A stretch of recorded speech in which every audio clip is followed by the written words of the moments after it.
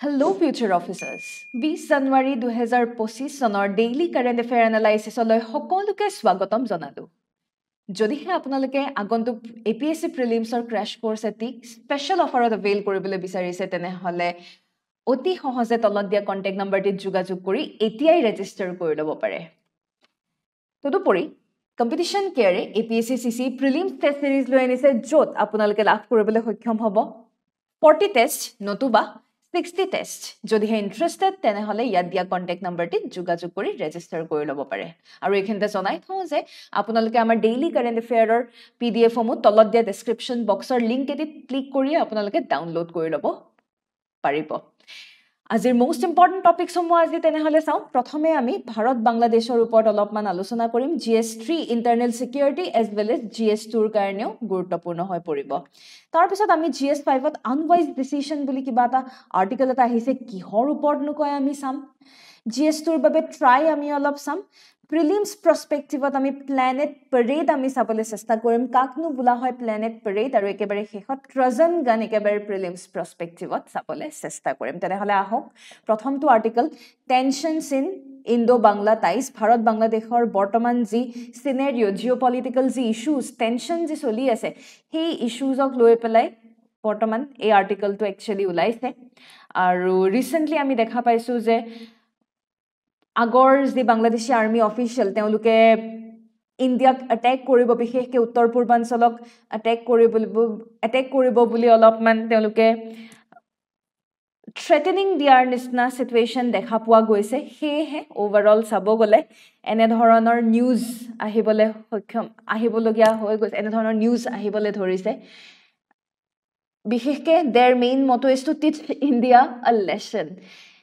বিশেষকৈ চাব গ'লে আমি যদি ভাৰতৰ মিলিটাৰী পাৰ্চপেক্টিভত যদি চাওঁ, ইণ্ডিয়াৰ মিলিটাৰী 4th লাৰ্জেষ্ট বুলি আমি কওঁ, 4th লাৰ্জেষ্ট গ্ল'বেলি, ঠিক আছে। আৰু সেই তুলনাত বাংলাদেশৰ মিলিটাৰী কেপাচিটি একেবাৰেই negligible. Minuscule means it's negligible. ক'ত আমাৰ মিলিটাৰী আৰু তেওঁলোকৰ মিলিটাৰীৰ মাজত কম্পেৰিজন কৰিব গ'লে আমি বৰ বিশেষ তেনেকুৱা তেওঁলোকৰ ফালে বৰ বিশেষ ক'বলগীয়া নাই। কিন্তু ইয়াতে কিন্তু এটা আছে, যিমানেই যি নহওক যুদ্ধই আল্টিমেটাম নহয়, ৰাইট? যুদ্ধই আল্টিমেট যিকোনো বস্তুৰ ৱে নহয়। আল্টিমেটলি যেতিয়া এনেকুৱা ধৰণৰ আনফৰ্চুনেট চিটুৱেশ্যনছ বা আনৱান্টেড চিনেৰিঅ'জবিলাক যেতিয়া আমি দেখা পাওঁ সেই সময়ত লছ দুয়োফালৰ হয়। আমাৰ 4th লাৰ্জেষ্ট মিলিটাৰী পাৱাৰ হ'লেও আমাৰ ফালৰ পৰাও আমি লছেছ ইত্যাদি দেখা পাম। ইতিমধ্যে 2024 চনৰ আগষ্ট মাহতে আমি দেখা পাইছিলোঁ, সেই সময়ত যি প্ৰধানমন্ত্ৰী, তেওঁলোকৰ প্ৰধানমন্ত্ৰী সেই সময়ত শ্বেখ হাছিনা আছিলে, তেখেত আল্টিমেটলি ষ্টুডেণ্ট যিটো এটা আনৰেষ্ট, ষ্টুডেণ্ট প্ৰটেষ্টৰ বাবে যেনেকুৱা ধৰণৰ এটা পলিটিকেল আনৰেষ্ট এটা হয় তাৰ পিছতেই তেখেত তাৰ পৰা পলাই যাবলগীয়া হয়। আৰু বৰ্তমান ভাৰত ইণ্ডিয়ান ছিকিউৰিটিৰ আণ্ডাৰতেই তেওঁ শ্বেল্টাৰ গ্ৰহণ কৰি আছে। আৰু সেই সময়ৰ পিছৰ পৰাই লাহে লাহে ভাৰত আৰু বাংলাদেশৰ আমাৰ যি ডিপ্ল'মেটিক ৰিলেশ্যনশ্বিপ সেয়া লাহে লাহে নেগেটিভ দিশত, অলপমান ঋণাত্মক দিশত আগবাঢ়িবলৈ আৰম্ভ হ'ল। যেতিয়া ইণ্টাৰিম চৰকাৰখন মহম্মদ ইউনুছ তেখেতে যেতিয়া চলাবলৈ আৰম্ভ কৰিলে, তেওঁলোকে ডিমাণ্ড কৰিছে হাছিনাক লৈ আনিব লাগে। স্পেচিয়েলি ভাৰতে যিহেতু ৰিজেক্ট কৰি আছে, বস্তুবিলাক অকণমান নেগেটিভ দিশত গৈ আছে। এতিয়া শ্বেখ হাছিনাৰ এলিগেশ্যনছ কি? শ্বেখ হাছিনাই কৈছে যে ছেইণ্ট মাৰ্টিন আইলেণ্ডত USA মিলিটাৰী পাৰ্পজত USA সেই আইলেণ্ডখন দখল কৰিবলৈ, সেই দ্বীপখন ছেইণ্ট মাৰ্টিন দ্বীপখন দখল কৰিবলৈ চেষ্টা কৰি আছে, য'ত শ্বেখ হাছিনাই ৰিজেক্ট কৰিছিলে। কিন্তু ইউনুছৰ, বাৰাক ওবামা, জৰ্জ বুছ বা অভাৰঅল চাব গ'লে US-ৰ সৈতে এটা ক্ল'জ টাই আপ আমি দেখা পাওঁ, যাৰ বাবে দেৰ is a very high chance য'ত he might be ready to hand over the Saint Martin island. Probably Saint Martin দ্বীপ হয়তো তেওঁ US-ক বিভিন্ন কাম কাজৰ বাবে, মিলিটাৰী কণ্ট্ৰলৰ বাবে হয়তো দিয়াৰ সম্ভাৱনা দেখা পোৱা যায়। সেয়েহে US-ৰ বহু ক্ষেত্ৰত US-ৰ ইণ্টাৰফেৰেঞ্চ আছে বুলি শ্বেখ হাছিনাই এলিগেশ্যনছ লগাইছে। অভাৰঅল এতিয়া আমি কি দেখা পাই আছোঁ? ইয়াৰ ফলত কি হৈছে? ইয়াৰ ফলত এতিয়া পাকিস্তানেও ইণ্টাৰফেয়াৰ কৰিছে বাংলাদেশী বৰ্ডাৰত। পাকিস্তানৰ শ্বেলিং আমি দেখা পাইছোঁ, পাকিস্তানৰ ইণ্টাৰফেৰেঞ্চ দেখা পাইছোঁ, তালিবানৰ আমি ইনভলভমেণ্ট দেখিছোঁ। চ' অভাৰঅল বিভিন্ন ধৰণৰ আমি Taliban, Pakistan, India, Bangladesh, China, US কোন নাই এই গোটেই চিনেৰিঅ'টো টেকনিক্যালি চাব গ'লে নাই কোন ওভাৰঅল বহুকেইখন দেশ ক'ৰবাত নহয় ক'ৰবাত ডাইৰেক্টলি অৰ ইনডাইৰেক্টলি জড়িত হৈ আছে যাৰ ফলত বৰ্তমান সময়ত ভাৰত বাংলাদেশৰ যি দ্বিপাক্ষিক সম্পৰ্ক সেই সম্পৰ্কত বহুত ফাট মেলা আমি দেখা পাইছো হয়নে বহুখিনি ফাট মেলিছে ইতিমধ্যে ইকনমিক চ্যালেঞ্জেস আমাৰ বৃদ্ধি পাইছে অৰ্থনৈতিক দিশত যদি আমি চাবলৈ যাওঁ এতিয়া স্পেশালি বাংলাদেশৰ ফালে তেওঁলোকৰ নিবনুৱাৰ সমস্যা বৃদ্ধি পাইছে ম্যানুফ্যাকচাৰিং সেক্টৰত নেগেটিভ ইম্পেক্ট পৰিছে এডুকেশ্যন ওয়েলফেয়াৰ সকলো দিশত নেগেটিভ ইম্পেক্ট পৰিছে বাংলাদেশৰ মিলিটাৰী স্পেন্ডিং যদি আমি চাওঁ তেওঁলোকে টাৰ্কিৰ পৰা বহুত এডভান্সড মিলিটাৰী বস্তু ট্যাঙ্ক হওক মিসাইল হওক তেওঁলোকে কিনিবলৈ আৰম্ভ কৰিছে বহুখিনি তেওঁলোকে কিনিবলৈ আৰম্ভ কৰিছে টাৰ্কি বাংলাদেশৰ ট্ৰেড ইতিমধ্যে 1 বিলিয়ন সাৰপ্লাস কৰি গৈছে আগতে যত ভাৰত বাংলাদেশৰ এটি সম্পৰ্ক আমি দেখা পাইছিলো বৰ্তমান তেওঁলোকে টাৰ্কিৰ হৈতে এই সম্পৰ্ক এই ইম্পোৰ্ট তেওঁলোকে কৰিবলৈ ধৰিছে বিভিন্ন ধৰণৰ আৰ্মছ এণ্ড এমিউনেৰেশনছ বা আমি টেকনিক্যালি চাব গ'লে ডিফেন্সৰ বস্তুবোৰ য'ত ক'ৰবাত নহয় ক'ৰবাত আমাৰ ইণ্ডিয়াৰ ইকনমিটো হেম্পাৰ কৰা আমি দেখা পাওঁ ওভাৰঅল এই যে মিলিটাৰাইজেশ্যন ইয়াৰ হু আৰ দ্য পিপল বা একচুৱেলি মটিভেশ্যনছ বুলি যদি আমি চাবলৈ যাওঁ কিছুমান আইডিঅলজি আমি দেখা পাইছো যেনে ফাণ্ডামেণ্টেলিজম বিশেষকৈ তেওঁলোকৰ কিছুমান বেচিক আইডিঅলজি আছে বেংগলী আইডিঅলিজম তেওঁলোকে ৰাখি থৈ দিছে য'ত তেওঁলোকে সেই তাহানিৰ দিনত তেওঁলোকে বাংলাদেশক আৰু এক্সপান্ড কৰিবলৈ বিচাৰিছে গোটেই উত্তৰ পূৰ্বাঞ্চলত তেওঁলোকে যি মেপ ৰিলিজ কৰিছে সেই মেপ ৰিলিজ কৰোঁতে তেওঁলোকে বাংলাদেশৰ লগত গোটেই উত্তৰ পূৰ্বাঞ্চলকে তেওঁলোকে ইনক্লুড কৰিছে সেইটো এটা আইডিঅলজি তেওঁলোকে ৰাখিছে এণ্ড অফ কোৰ্স ইছলামিক ফাণ্ডামেণ্টেলিজম তেওঁলোকে ৰাখিছে এন্টি হিন্দুত্ব বা ইছলামিক ফাণ্ডামেণ্টেলিজম ৰখা আমি দেখা পাইছো যাৰ বাবে হিন্দু পৃষ্ঠক আক্ৰমণ কৰা ইস্কন মন্দিৰৰ পৃষ্ঠক আক্ৰমণ কৰাৰ নিচিনা কাহিনীও আমি দেখা পাইছো বিভিন্ন ধৰণৰ আনৱান্টেড সিনাৰিঅস আমি দেখা পাবলৈ ধৰিছো তাৰ উপৰি আমাৰ যি ভাষা সাহিত্য কলা সংস্কৃতি ধৰ্ম সকলো দিশতে টাৰ্গেট কৰাও দেখা পোৱা গৈছে স্পেশালি ওয়েস্ট বেংগল আৰু নৰ্থ ইষ্ট ইণ্ডিয়াৰ টু দিশত অলপমান এগ্ৰেছন বেছিকৈ দেখা পোৱা গৈছে সেইকাৰণে নেইবাৰ অঞ্চলসমূহ বেছিকৈ ভুক্তভোগী পশ্চিম বংগই হওক বা উত্তৰ পূৰ্বাঞ্চলেই হওক আৰু এই ক্ষেত্ৰত মই যেহেতু কৈছো চাইনাও পিছ পৰি থকা নাই চীনৰ ভূমিকাও এইখিনিতে গুৰুত্বপূৰ্ণ আৰু ক'ৰবাত নহয় ক'ৰবাত চীনেও বাংলাদেশক এই গোটেইবোৰ ক্ষেত্ৰত সাপোৰ্ট প্ৰভাইড কৰি আছে যাতে ইণ্ডিয়াৰ যি ডমিনেন্স বা যিয়ে নকওঁ কিয় ইণ্ডিয়া কাউণ্টাৰ বেলেন্স কৰিবৰ বাবে চীনে বাংলাদেশক সহায় কৰি থকা দেখা পোৱা গৈছে ইউএছৰ ইনভলভমেণ্টটো আমি দেখা পাইছোৱেই তেওঁলোকৰ স্ট্ৰেটেজিক ইণ্টাৰেষ্ট আছে সেন্ট মাৰ্টিনৰ ওপৰত আপোনালোকে অকণমান সেন্ট মাৰ্টিনৰ বিষয়ে সেন্ট মাৰ্টিন দুখন আছে কিন্তু দেই সেন্ট মাৰ্টিন বৰ্তমান বাংলাদেশ আৰু মিয়ানমাৰৰ বৰ্ডাৰত থকা Saint Martin is more important অকণমান জিঅ'গ্ৰাফিকেলি আপোনালোকে সেন্ট মাৰ্টিনৰ ওপৰত চাবলৈ নাপাহৰিব এটা পচিবল চিনেৰিঅ যদি আমি চাবলৈ যাওঁ বহুখিনি স্মল স্কেল কনফ্লিক্টছ এস্কেলেট হোৱা দেখা পোৱা গৈছে পাকিস্তান আফগানিস্তান মিয়ানমাৰ কোন নাই all out war there is a high chances ভৱিষ্যতলৈ সাউথ এছিয়াত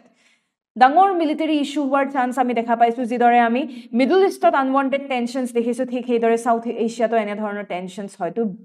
আহিব পাৰে অহাৰ সম্ভাৱনা বাৰুকৈ বৃদ্ধি পাইছে যিয়ে আমাৰ ৰিজনেল ষ্টেবিলিটিত যথেষ্ট ইম্পেক্ট পেলাব এণ্ড অফ কোৰ্স গ্লোবেল জিঅ'পলিটিক্স আমি ৱেষ্টাৰ্ণ ডমিনেন্সক আমি কাউণ্টাৰ বেলেন্স কৰিবৰ কাৰণে বৰ্তমান সময়ত আমাৰ সাউথ এছিয়ান নেশ্যনছৰ মাজত ইউনিটি বজাই ৰখাটো খুবেই গুৰুত্বপূৰ্ণ আছিলে খুবেই প্ৰয়োজনীয় আছিলে কিন্তু আমি সেইখিনি যদি মেইনটেইন কৰি ৰাখিব নোৱাৰো ৱেষ্টে ট্ৰাই কৰিবই আমাৰ এই ৰিলেশ্যনশ্বিপত ইস্যু জানিবৰ বাবে আৰু আমি যদি সেইখিনি যদি আমি ভালদৰে বুজি নাপাওঁ তেতিয়াহ'লে আমাতকৈ ডাঙৰ মূৰ্খ চাগে আৰু কোনো নাই বাৰু যি কি নহওক ওভাৰঅল চাব গ'লে এই গোটেইবোৰ বৰ্তমান সাউথ এছিয়াৰ যি rising tensions Myanmarot nizabobia issues Indo-Pak Indo-China Indo-Bangladesh Indo-Maldives Indo-Sri Lanka বহু সময়ত আমি এনেকুৱাকে আমাৰ ইস্যুজ বিলাক আমি দেখাই পাওঁ আৰু সেয়েহে বৰ্তমান সময়ত আমি অলপমান এলায়েন্সত ফ'কাছ কৰিব লাগে অন্য দেশৰ সৈতে আমি এই থ্ৰেটসমূহ কাউণ্টাৰ বেলেঞ্চ কৰিবৰ কাৰণে অন্য দেশৰ সৈতে আমি অলপমান পজিটিভ আমি ডিপ্ল'মেচিৰে আগবাঢ়ি যোৱাটো খুবেই প্ৰয়োজনীয় আৰু মাল্টিলেটাৰেল কোঅপাৰেশ্যন এনেকুৱা নহয় যে এখন দেশৰ লগত ভালে থাকিলে হ'ব মাল্টিলেটাৰেলি আমি বিভিন্ন দেশৰ লগত এটা কোঅপাৰেশ্যনৰ মাধ্যমেৰে আমি বিভিন্ন ধৰণৰ এনেধৰণৰ এস্কেলেশ্যন এনেধৰণৰ আনৱান্টেড চিটুৱেশ্যনছ হয়তো আমি ভৱিষ্যতলৈ আমি বাধা দিবলৈ সক্ষম হ'ম আপোনালোকৰ বাবে মেইনছ প্ৰেক্টিছ কুৱেশ্যন এটিৰ ৰখা হৈছে Analyze the implications of fraying India-Bangladesh relations on regional stability in South Asia. How can India navigate this diplomatic challenge while maintaining its strategic interests? Very important. These are strategic interests maintain kori a diplomatic challenge bharote keneke solve koribo paribo apnaloke likhibole chesta koribosun. Tenehole ami agbarhisu next article lele unwise decision kihor upor ahise. Apnaloke nishchoy Holongpar Gibbon Wildlife Sanctuary ইয়াৰ ওপৰত আপোনালোকে শুনিছে এনভাইৰনমেন্টাল কনসাৰ্নস কিছুমানে বাৰুকৈ নিউজত বাৰে বাৰে মই পায়ে আহিছো বহু মাহ হৈ গ'ল মই নিউজত বাৰে বাৰে হলংপাৰ গিবন ৱাইল্ডলাইফ চেঞ্চুৰী মই পায়ে থাকো চাব গ'লে আমি অলপমান হলংপাৰ গিবন ৱাইল্ডলাইফ চেঞ্চুৰীৰ ওপৰত যদি চাবলৈ যাওঁ location exact location Mariani Jorhat মনত ৰাখিব অকল জোৰহাট মনত ৰাখিলে নহব একিউৰেটলি যেহেতু নিউজত বাৰে বাৰে আছে একিউৰেটলি মৰিয়নি বুলিও মনত ৰাখি থলে better আৰু টেকনিক্যালি চাব গলে প্ৰাইমেট ডাইভাৰ্সিটি মানে চিম্পাঞ্জি এপ চিম্পাঞ্জি বাৰু ইয়াতে নাই মংকি এপ এই গুটেইবোৰ প্ৰাইমেটস বুলি কোৱা হয় হয়নে গুটেই যিমান আমাৰ বান্দৰ প্ৰজাতি আছে এই প্ৰজাতিসমূহ আটাইতকৈ বেছি আপুনি তাতেই পাবলৈ সক্ষম হ'ব আৰু টেকনিক্যালি চাব গলে আমি তাতে হুলক গিবন ওয়েস্টাৰ্ণ হুলক গিবন আমি পাওঁ IUCN status যদি আমি চাওঁ critically endangered ইয়াৰ অৰ্থ এয়াই যে হুলক গিবনৰ পপুলেশন যথেষ্ট কম তাৰ উপৰি it's the India's only ape species একমাত্ৰ ape species একমাত্ৰ ape প্ৰজাতি বুলি আমি ক'ব লাগিব hoolock gibbon very very important হেহে Hollongapar gibbon sanctuary is very important এটা হৈ আছে কি actually অসম চৰকাৰে মাইনিংৰ বাবে এক্সপ্লোৰেটৰি মাইনিংৰ বাবে আসলতে তাতে যি ইকো সেনজিটিভ জোন আছে হে ইকো সেনজিটিভ জোনত মাইনিংৰ বাবে একচুয়ালি অসম চৰকাৰে এপ্ৰুভেল দিলে আৰু বিশেষকে এপ্ৰুভেল টেকনিক্যালি চাব গলে ন্যাশনাল বোৰ্ড ফৰ ওয়াইল্ড লাইফেও পাৰমিশন দিয়া আমি দেখা পালো এক্সপ্লোৰেটৰি ড্ৰিলিং মাইনিংৰ বাবে তাৰ উপৰি আমি কি দেখা পাইছো আমি ৰেলৱে ট্ৰেক দেখা পাইছো মাজতে গুটেই সেঞ্চুৰীখনৰ মাজেৰে আমি এনেকে অলমোস্ট ৰেলৱে ট্ৰেক দেখা পাইছো ইলেক্ট্ৰিফাই কৰা হৈছে আৰু এই যিবোৰ কাণ্ড কাৰখানা বুলি কৈছো আৰু এই যিবোৰ গুটেই বস্তু এই গুটেই যিখিনি আমি মাইনিংৰ বাবে এপ্ৰুভেল ৰেলৱে ট্ৰেকত ইলেক্ট্ৰিফিকেশন আপুনি নিজেই ভাবি পেলাই কওকচোন এখন ওয়াইল্ড লাইফ সেঞ্চুৰী যিকোনো এখন ন্যাশনাল পাৰ্ক বা wildlife sanctuary should it be given ইয়াৰ জানো ইকো সেনজিটিভ জোনত এনে ধৰণৰ পাৰমিশন দিয়াটো জানো উচিত কি হ'ব পাৰে এটা মাইনিংৰ বাবে যে পাৰমিশন দিয়া হৈছে এক্সপ্লোৰেটৰি হওক পাৰমিশন যে দিয়া হৈছে ইয়াৰ বিনিময়ত কি হ'ব পাৰে আমাৰ জৈৱ বৈচিত্ৰতা বায়োডাইভাৰ্সিটিত এটা নেগেটিভ ইম্পেক্ট পৰিব ডেফিনেটলি অটোমেটিক্যালি ইয়াৰ যি ইম্পেক্ট ইয়াৰ নেগেটিভ ইম্পেক্ট সমূহ জীৱ জন্তুৰ ওপৰত পৰিব স্বাভাৱিক কথা যাৰ বিনিময়ত আমি দেখা পাওঁ গোটেই ইকোসিস্টেমখনকে হাৰ্ম কৰিব ৰেলৱে ইলেক্ট্ৰিফিকেশনৰ ফলত কি হৈছে ৰেলৱে ইলেক্ট্ৰিফিকেশনৰ ফলত আমি দেখা পাইছো গোটেই গিবন সেঞ্চুৰীখন দুভাগত ভাগ হৈ গৈছে দুভাগত ভাগ হৈ অলমোস্ট দুভাগত ভাগ হৈ গৈছে তো এইখিনিত থকা বান্দৰখিনি আৰু ইফালে নেজায়গে তো যদি নেজায় এইখিনিত থকা বান্দৰে নিজৰ মাজতে ইন্টাৰনেল ব্ৰিডিং কৰি আছে ইন্টাৰনেল ব্ৰিডিং কৰি পেলাই হিহতৰ মাজতে প্ৰজনন চলি আছে ইফালে থকা বান্দৰখিনি ইফালে নিজৰ প্ৰজনন বৃদ্ধি কৰি আছে তেওঁলোকে নিজৰ জনসংখ্যা বৃদ্ধি কৰি আছে আৰু তেনেকৈ আমি কি দেখা পাইছো জেনেটিক মিক্স আপ দেখা পোৱা নাই জেনেটিক মিক্স আপ যদি দেখা পোৱা নাযায় there is a high chance যে ইস্যুজ বায়োলজিক্যালি কিছুমান ইস্যুজ আহি যায় য'ত জেনেটিক মিক্স আপ নাথাকে সেই প্ৰজাতিসমূহৰ মাজত আমি বহুখিনি বেমাৰ আজাৰেৰে ধৰা বেমাৰ আজাৰ দেখা দিয়াও আমি there are very high chances বেমাৰ আজাৰেও দেখা দিব পাৰে এনে ধৰণৰ বহুখিনি জেনেটিক ডাইভাৰ্চিটিৰ অভাৱ হ'ব পাৰে কাৰণ একেই নিজৰ ক্লোজ ৰিলেটিভছৰ মাজতে যদি তেওঁলোকে ৰিপ্ৰডাকশ্যন চলাই আছে তাৰ মানে কি আমি জেনেটিক ডাইভাৰ্চিটি লাহেকে কমি যাব এনে ধৰণৰ বিভিন্ন আনৱান্টেড নেগেটিভ সিনাৰিও আমি দেখা পাইছো সেই কাৰণে ইয়াক আনৱাইজ ডিসিশন বুলি কোৱা হৈছে আৰু ইতিমধ্যে বায়োডাইভাৰ্চিটিটো ৰিস্কত আছেই স্বাভাৱিক কথা ইমানবোৰ কেইবাটাও বান্দৰ প্ৰজাতি আমি দেখা পাওঁ আটাইতকৈ ৱেষ্টাৰ্ণ হুলক গিবন আটাইতকৈ গুৰুত্বপূৰ্ণ স্পেচিয়েলি ডিছৈ ভেলী ৰিজাৰ্ভ ফৰেষ্ট নাগালেণ্ডত আছে সেই নাগালেণ্ডৰ ডিছৈ ভেলী ৰিজাৰ্ভ ফৰেষ্টক আমাৰ হুলক গিবনে কানেক্ট কৰে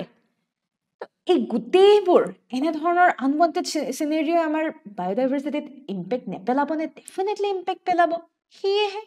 স্পেচিয়েলি ইকো সেন্সিটিভ বুলি কোনে কয় ইকো সেন্সিটিভ সদায় আমাৰ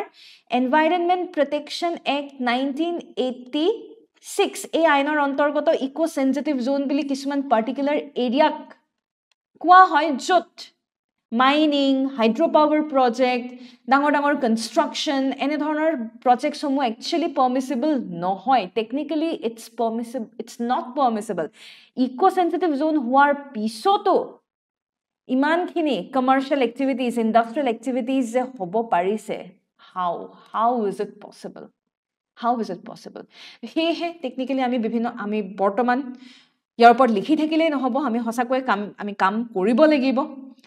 চেঞ্চুৰীখনৰ মেনেজমেণ্ট মনিটৰিং আমি আগবঢ়াব আমি মনিটৰিং ভালদৰে বৃদ্ধি কৰিব লাগিব মানুহৰ মাজত সজাগতাৰ সৃষ্টি কৰিব লাগিব লোকেল কমিউনিটিৰ মাজত সজাগতা সৃষ্টি কৰিব লাগিব কাৰণ আমাৰ অসমীয়াত এষাৰ কথা আছে ৰাইজে নখ জোকাৰিলে নৈ বয় ৰাইজ একত্ৰিত হ'ব লাগিব যদি ৰাইজে সকলোৰে মংগল বিচাৰিছে কাৰণ আজি অন্যান্য জীৱ জন্তুৰ ক্ষতি সাধন হোৱা মানে আমাৰো ক্ষতি সাধন হোৱা in the long term we will also be affected হয়নে সেয়েহে সকলোৰে লগত মিলাপ্ৰীতিৰে থাকিলে সকলোৰে মংগল আমাৰো ভৱিষ্যত উজ্জ্বল হ'ব তেতিয়াহে আমাৰ ভৱিষ্যত উজ্জ্বল হ'ব সেয়েহে we need to take immediate actions আৰু সেয়েহে কিছুমান কনজাৰ্ভেশ্যন ইফৰ্ট লৈ অনা হৈছে লৈ অনাটো খুবেই প্ৰয়োজনীয় ৰাইজ আগবাঢ়ি আহিব লাগিব সাষ্টেইনেবিলিটিৰ দিশত ফ'কাছ কৰিব লাগিব আৰু আপোনালোকৰ বাবে আছে main practice question Hollongapar gibbon wild life sanctuary known for its primate diversity faces threats from anthropogenic activities definitely man made activities হয় ইম্পেক্ট কি হ'ব পাৰে আপোনালোকে ইয়াৰ ওপৰত আলোচনা কৰিব লাগিব মাইনিং আৰু ইনফ্ৰাষ্ট্ৰাকচাৰ ডেভেলপমেণ্টৰ কেনে ধৰণৰ ইম্পেক্ট পৰিব পাৰে ইয়াৰ ওপৰতে আপোনালোকে বায়োডাইভাৰ্চিটিত কেনে ধৰণৰ ইম্পেক্ট পৰিব পাৰে ইয়াৰ ওপৰতে আপোনালোকে লিখিবলৈ চেষ্টা কৰিব আৰু এইখিনিতে জনাই থওঁ যে যদিহে আপোনালোকে কম্পিটিশ্যন কেয়াৰৰ সৈতে অনলাইন গাইডেন্স প্ৰগ্ৰেমত ইনক্লুড হ'ব খুজিছে তেনেহ'লে প্ৰিলিমছ মেইনছ আৰু ইণ্টাৰভিউৰ বাবে এটা হলিষ্টিক গাইডেন্স পাবৰ বাবে তলত দিয়া কণ্টেক্ট নাম্বাৰটিত যোগাযোগ কৰিব পাৰে নেক্সট আমি আগবাঢ়িছোঁ ট্ৰাই মানে telecom regulatory authority of India অলপমান আমি চাওঁ নিউজত যিহেতু আহিছে ট্ৰাই আচলতে এখন আইনৰ অন্তৰ্গত TRAI telecom regulatory authority of India act TRAI act 1997ত আহিছিলে সেই এক্টৰ অন্তৰ্গত TRAI statutory body has been established ট্ৰাইৰ কাম বহুত আজি আমাৰ টেলিকমৰ লগত ৰিলেটেড বিভিন্ন ধৰণৰ আমাৰ টেৰিফ কিমান হ'ব আজি যে আমি যে ইমান দামেৰে আমি নেট হওক আমি বিভিন্ন ধৰণৰ পেকবিলাক ভৰাও কিমান হ'ব কিমানখিনি হোৱা উচিত বিভিন্ন ধৰণৰ ছাৰ্ভিচবিলাক ৰেগুলেট কৰাৰ দায়িত্বই হৈছে ট্ৰাইৰ বিভিন্ন ধৰণৰ গাইডলাইন পলিচি টেলিকমিউনিকেশ্যন ছেক্টৰৰ ক্ষেত্ৰত ভাৰতৰ টেলিকমিউনিকেশ্যন ছেক্টৰৰ ক্ষেত্ৰত ট্ৰাই এই গুৰুত্ব ভূমিকা গ্ৰহণ কৰে হেড অফিচ ক'ত আছে হেড অফিচ নিউ দিল্লীত আছে মনত ৰাখিব যদি আমি ট্ৰাইৰ কম্পজিশ্যন চাবলৈ হয় তেতিয়াহ'লে আমি এগৰাকী চেয়াৰপাৰ্চন দেখা পাওঁ আৰু দুগৰাকী ফুল টাইম মেম্বাৰ্ছ দেখা পাওঁ আৰু দুগৰাকী পাৰ্ট টাইম মেম্বাৰ্ছ মেক্সিমাম দুগৰাকী ফুল টাইম মেম্বাৰ আৰু মেক্সিমাম দুগৰাকী পাৰ্ট টাইম মেম্বাৰ আমি দেখা পাওঁ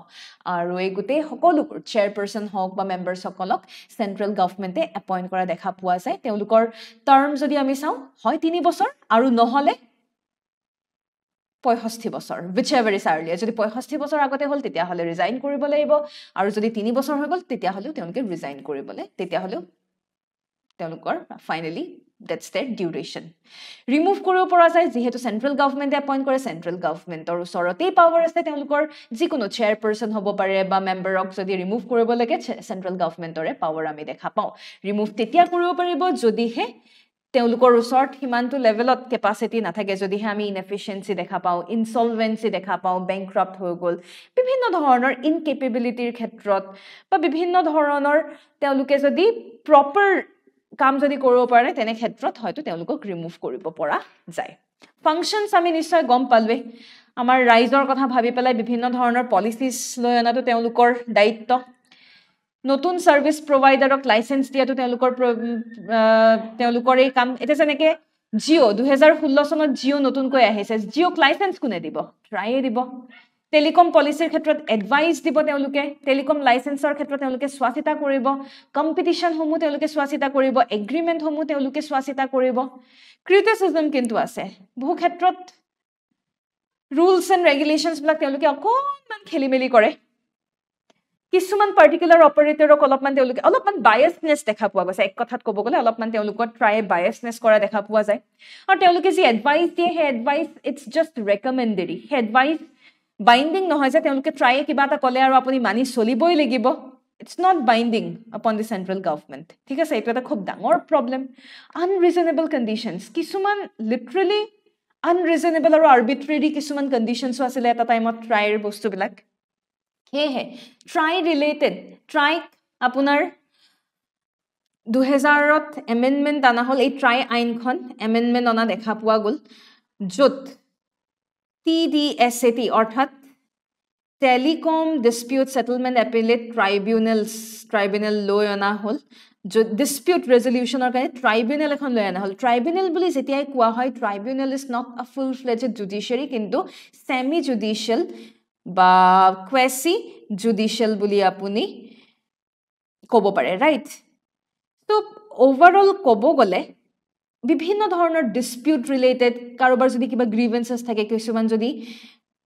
ইস্যুজ থাকে সেই তেনে ক্ষেত্ৰত এই যে ট্ৰাইব্যুনেল এই ট্ৰাইব্যুনেলে এক গুৰুত্বপূৰ্ণ ভূমিকা গ্ৰহণ কৰা দেখা পোৱা যায় এতিয়া আপোনালোকৰ বাবে মেইনছ প্ৰেক্টিছ কুৱেশ্যন লৈ অনা হৈছে the telecom sector plays a pivotal role in India's digital growth Analyze the key challenges faced by the telecom industry in ensuring sustainable growth and affordable service. উত্তৰটি লিখিবলৈ চেষ্টা কৰিব আৰু এইখিনিতে জনাই থওঁ যে যদিহে মেইনছ গাইডেন্স প্ৰগ্ৰামৰ বাবে আপোনালোকে আগ্ৰহী তেনেহ'লে পলম নকৰি অতি সোনকালে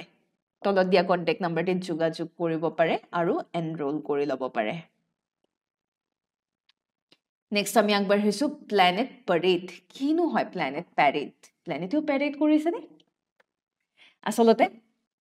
আমাৰ 4টা গ্ৰহ আমাৰ সোলাৰ সিস্টেমৰ 4টা গ্ৰহ ভিনাছ স্যাটাৰ্ণ জুপিটাৰ মাৰ্চ আমাৰ শুক্ৰ গ্ৰহ শনি গ্ৰহ বৃহস্পতি আৰু মংগল গ্ৰহ এই 4টা গ্ৰহ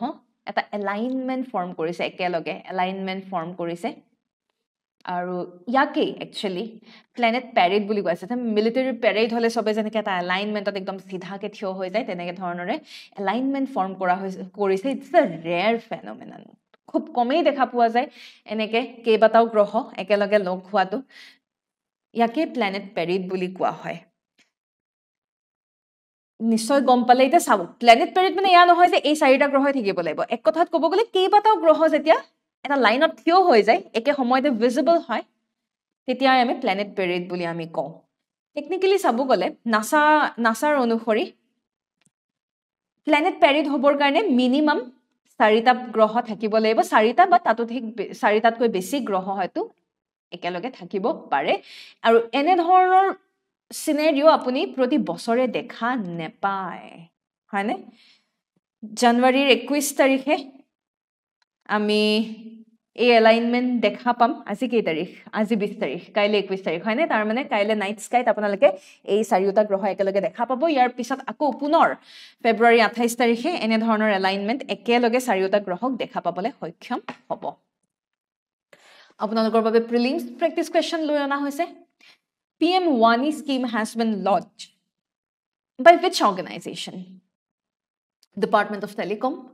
Bharat Broadband Network Limited, Niti Aayog, Ministry of Science and Technology. উত্তৰটি যদি জানে তেনেহ'লে তলত দিয়া কমেন্ট সেকশনত জনাবলৈ নাপাহৰিব আৰু যদি উত্তৰটি নেজানে তেতিয়াহ'লে চাই লৈ পেলাই আপোনালোকে কমেন্ট সেকশনত কমেন্ট কৰি থওক যাতে আপোনালোকৰ সদায় মনত ৰৈ যায় নেক্সট আমি আগবাঢ়িছো আজিৰ শেষৰটো নিউজ, দেট ইজ ট্ৰজন গান। ট্ৰজন গাননো কি হয়? ট্ৰজন গান আচলতে ভাৰত আৰু ফ্ৰান্সে একেলগে জইণ্টলি ডেভেলপ কৰিছিলে। বৰ্তমান আৰ্মেনিয়াৰ পৰা এক্সপৰ্ট অৰ্ডাৰ আহিছে। আৰ্টিলাৰী গান 155 মিলিমিটাৰ টাউট আৰ্টিলাৰী গান এটি বৰটোপৰ নিচিনাই ক'ব পাৰি আৰু আল্টিমেটলি চাব গ'লে ভাৰত আৰু ফ্ৰান্সে একেলগে নিৰ্মাণ কৰিছিলে জইণ্টলি ডেভেলপড ট্ৰজন গান। আৰু টেকনিক্যালি জইণ্টলি ডেভেলপটো কৰিছে, কোনে ডেভেলপ কৰিছে? L&T, অ'কে, L&T আৰু KNDS ফ্ৰেঞ্চ, আমাৰ ভাৰতৰ পৰা L&T আৰু ফ্ৰেঞ্চৰ পৰা KNDS এ জইণ্টলি ডেভেলপ কৰা দেখা পোৱা গৈছে। টেকনিক্যালি বৰ্তমান আমাৰ মডাৰ্ণ যেনে ধৰণৰ ৰিকুৱায়াৰমেণ্ট, সেই ৰিকুৱায়াৰমেণ্টবিলাক 40 কিলোমিটাৰ ৰেঞ্জৰলৈকে যাব পৰা বা বিভিন্ন ধৰণৰ মডাৰ্ণ ৰিকুৱায়াৰমেণ্টছবিলাক ইয়াতে আছে। ইজি টু ট্ৰান্সপৰ্ট, আপুনি ইফালৰ পৰা সিফাল আপুনি কঢ়িয়াই ফুৰিব পাৰে, এনেধৰণৰ বিভিন্ন সা সুবিধা ট্ৰজন গানত ৰখা হৈছে। মনত ৰাখিব, ট্ৰজন গান আপোনালোকৰ বাবে প্ৰশ্ন এটাও দিয়া হৈছে। ট্ৰজন গান চিষ্টেম ডেভেলপ জইণ্টলি বাই ভাৰত আৰু কোনে ডেভেলপ কৰিছে? বহু সময়ত আমাৰ এটা টেণ্ডেঞ্চি থাকে যে হয় US নহ'লে ৰাছিয়াৰ সৈতে আমি বহুখিনি ডিফেন্স ৰিলেটেড আমি ধৰক বস্তুবিলাক আমি একেলগে জইণ্টলি ডেভেলপ কৰোঁ, ৰাইট? কিন্তু এই ক্ষেত্ৰত মনত ৰাখিব, it's neither US, it's not Russia, who is it? Comment ছেকশ্যনত জনাবলৈ নাপাহৰিব।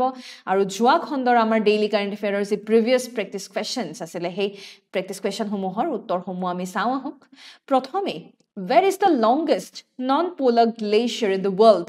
Fedchenko glacier located. শুদ্ধ উত্তৰটো কি? শুদ্ধ উত্তৰটো হৈছে তাজিকিস্তান। লংগেষ্ট। আৰু ছেকেণ্ড লংগেষ্ট ক'ত বুলি কৈছিলো? ছেকেণ্ড লংগেষ্ট ছিয়াচেন, হয়নে? পিছৰ প্ৰশ্নটো আছিলে Kokborok is the official language of wish Indian state? শুদ্ধ উত্তৰটো কি হ'ব? Kokborok is the official language of Tripura. মনত ৰাখিব। এয়াই আছিলে আজিৰ সবিশেষ। যদিহে আপোনালোকৰ কিবা এনকুৱাইৰি থাকে তেনেহ'লে ইয়াত দিয়া কণ্টেক্ট নাম্বাৰটিত যোগাযোগ কৰিব পাৰে। আৰু ইয়াকে কৈ পেলাই ধন্যবাদ। জয় আই অসম।